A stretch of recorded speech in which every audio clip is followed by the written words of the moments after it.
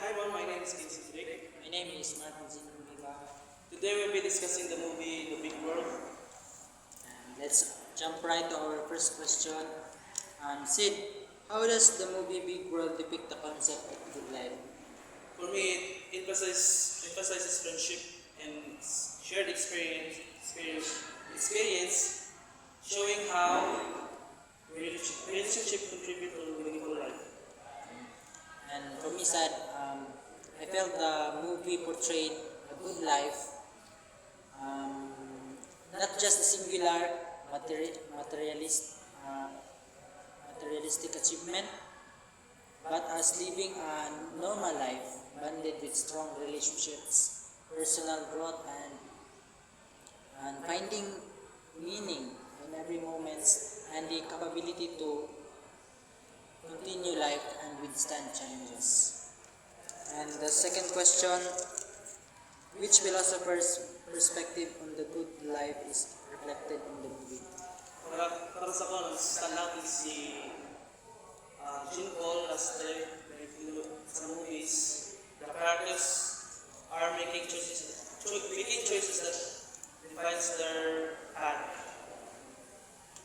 And for me, I think the film aligns strongly with ideas of Aristotle. Um, the movie highlights the importance of virtue, um, fulfilling, fulfilling one's potential, and uh, and living a life of purpose, which are all central in Aristotle's ideas. And as what we've seen in the movie, si Junhee are really experience of the feeling of not being accepted. He was rejected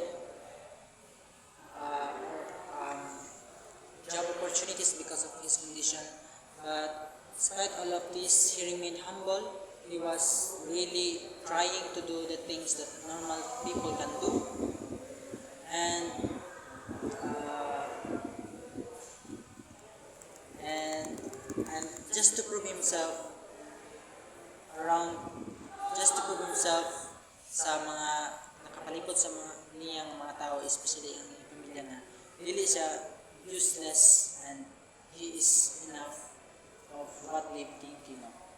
And then the third question is, what does a good life mean to you personally? Which philosopher's viewpoint aligns with the definition of a good life? Good life means experiencing growth, maintaining relationship, and finding purpose in what we do. Para po sa kuha, good life is all about finding meaningful connections, finding your purpose and growth, and making a difference, and appreciating simple things in what we have right now. And then this aligns the viewpoint of Aristotle also, which is, according to him, experiencing good life is tied to achieving a state of well-being inspired by relationships, actions, and interactions within the world around us. And that concludes our video podcast, which is the final requirement of midterm in Project 17, the Science, Technology, and Society.